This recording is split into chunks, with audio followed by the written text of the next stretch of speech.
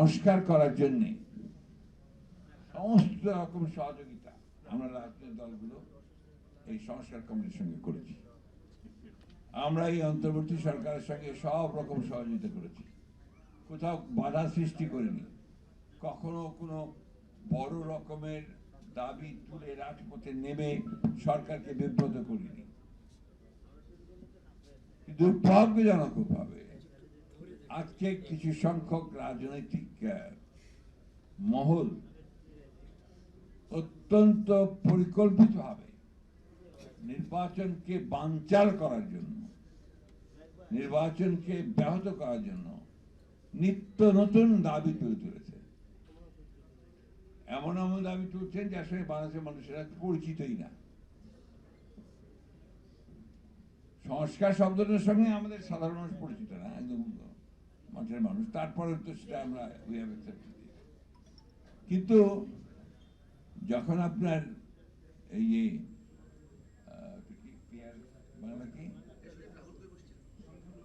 সংখ্যানুপাতিক peer, অর্থাৎ পিয়ারটাও সংখ্যানুপাতিক vote প্রতিনিধিত্ব, এটা বুঝতে সময় লাগে, এটা বোঝানো কঠিন, খুবই কঠিন। এরপরে আপনার আবার যে সমস্যা আরেকটা বড় যেটা হচ্ছে যে আপনি ভোট দেবেন, কাকে ভোট দিলেন আপনি জানেন না, ব্যক্তিকে চেনেন না।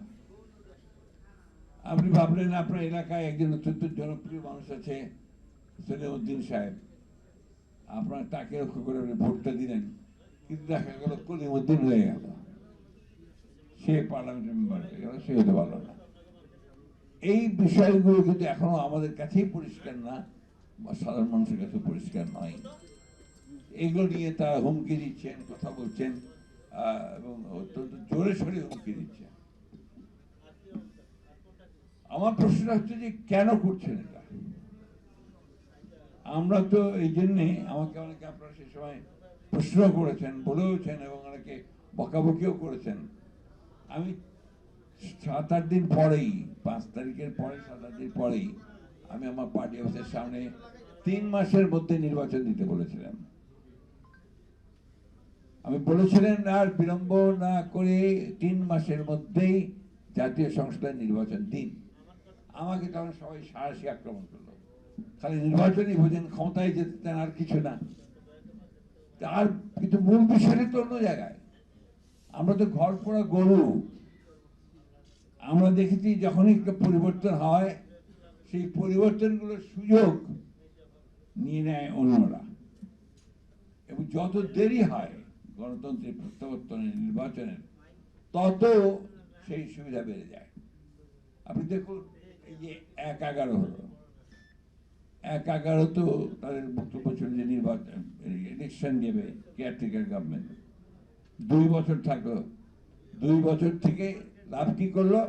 ফ্যাসিস্টের হাতে ক্ষমতা তুলে দিল, আওয়ামী লীগের হাতে ক্ষমতা তুলে দিল, যার ভোগান্তি আমাদেরকে পোহাতে হলো 15 বছর, 16 বছর, এবং বাংলাদেশের অর্থনীতিকে শেষ করলো, বাংলাদেশের রাজনৈতিক কাঠামোকে শেষ করলো, মানুষের মন মানসিকতা সবকিছু পরিবর্তন হয়ে গেছে।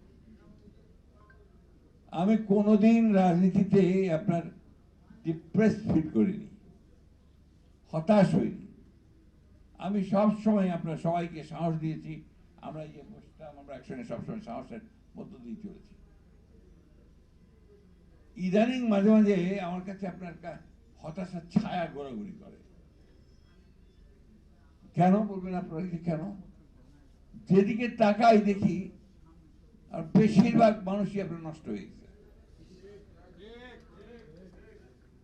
নষ্ট হয়ে গেছে। দুর্নীতি, দুর্নীতি, দুর্নীতি। আপনি কোন অফিস আদালতে যেতে পারবেন না। আমি এর আগেও কথা বলেছি যে ওই যে আপনার আগে আমাকে একজন আপনার ইন্ডাস্ট্রিয়ালিস্টই বলেছেন যে আগে 1 লাখ টাকা দিতে হতো, এখন দিতে হয় 5 লাখ টাকা। এটা অর্থটা হচ্ছে, অর্থাৎ এই পরিবর্তন, যে পরিবর্তন নিয়ে আসার কথা ছিল মন মানসিকতার মধ্যে, সেই পরিবর্তনটা কিন্তু আনতে পারেনি। এবং দুর্ভাগ্যজনকভাবে রাজনৈতিক নেতা টেতারাও এর মধ্যে আপনার জড়িত হয়ে পড়ছে, যেটা আরো বেশি ক্ষতি করছে বাংলাদেশে। আজকে বাংলাদেশকে বাঁচানোর জন্য আমাদের সকলের এগিয়ে আসা দরকার। এই দেশটা তো আমাদের। আজকে 1971 সালে আমরা যুদ্ধ করেছি, যারা আছি সবাই। আমাদের অনেকে গুলি খেয়েছে, অনেকে ভাই মারা গেছে, মা মারা গেছে, বাড়িঘর পুড়ে গেছে, গ্রামের পর গ্রাম জ্বালিয়ে দিয়েছে। 71-এর কথা আমরা ভুলি নাই, বলার সম্ভব না। অনেক প্রচেষ্টা চলছে এটাকে ভুলে যাওয়ার, কিন্তু সেটা বলা সম্ভব নয়। আমরা আমাদের চোখের সামনে দেখেছি আমাদের মা বোনদেরকে বেইজ্জতি করতে, আমাদের চোখের সামনে দেখেছি আমরা আমাদের ভাইদের গলা কেটে ফেলে দিতে, চোখের সামনে দেখেছি বাস থেকে নামিয়ে বাস ফায়ার করে গুলি করে মেরে ফেলতে 71-এ। এবং যারা সেদিন সহযোগিতা করেছে তারাই আজকে অনেক বড় বড় কথা বলছে। আমি আমি ওই জন্যই আপনাদেরকে সবসময় অনুরোধ করছি, বলছি যে অনেক বেশি সজাগ এবং সতর্ক থাকতে হবে। অনেক বেশি আমাদেরকে এখন আমাদের লক্ষ্য অর্জনের জন্য কাজ করতে হবে। আমরা যদি মনে করে থাকি যে আমরা জিতে গেছি, সবকিছু ঠিক হয়ে গেছে, তাহলে বিরাট ভুল হবে, বিরাট ভুল হবে। আপনার সরকারের ভেতরে একটা মহল, তারা অত্যন্ত সচেতনভাবে চেষ্টা করছে যে এই যারা গণতন্ত্রের পক্ষের শক্তি তারা যেন আসতে না পারে। আপনি বলেন, আজকে যখন দেখি পত্রিকায় যে নিউ ইয়র্কে আমাদের বাংলাদেশের কর্মকর্তাকে, আমাদের বাংলাদেশের উপদেষ্টাকে অথবা আপনার উচ্চপদস্থ ব্যক্তিদেরকে আওয়ামী লীগের লোকেরা হেনস্থা করছে, হামলা করছে, তখন কোথায় যাব আমরা? এই চরম হতাশা সৃষ্টি করে আমাদের।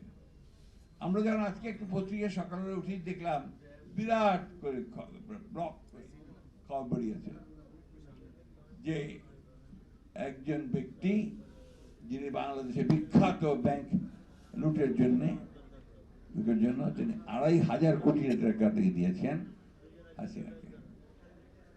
আমি রাখা টাকা করি না, এই সালাম দিল্লিতে বসে তিনি ২৫০০ কোটি টাকা ইতিমধ্যে দিয়ে দিয়েছেন এবং পরিকল্পনা করেছেন যে কিভাবে ওই টাকাকে ব্যবহার করে তারা বাংলাদেশে নির্বাচন বন্ধ করবে এবং হাসিনাকে আবার দেশে ফিরিয়ে আনবে। এইসব ঝামেলাগুলো এড়িয়ে যেতে পারতো যদি ৩ মাসের মধ্যেই নির্বাচনটা করতে পারত। তারা একটা ইলেক্টেড গভর্নমেন্ট তার সমস্ত ম্যান্ডেট নিয়ে জনগণকে সঙ্গে নিয়ে এই সমস্ত শক্তিগুলোকে উড়িয়ে দিতে পারত। আমি এখনো বলি যে সময় আছে, এখনো কাম টু ইউর সেন্সেস। অতি দ্রুত এই সনদ সংস্কার এগুলোর কাজগুলোর জটিলতা বৃদ্ধি না করে শেষ করে ফেলেন। অতি দ্রুত নির্বাচনের ব্যবস্থা যেটা ঘোষণা দিয়েছেন সেটার চূড়ান্ত ব্যবস্থা নিন। রাজনৈতিক দলগুলোকে নির্বাচনমুখী করে ফেলুন এবং একটা নির্বাচনের মধ্য দিয়ে জনগণের প্রতিনিধিত্বকে নিশ্চিত করুন। এছাড়া কোনো বিকল্প নেই।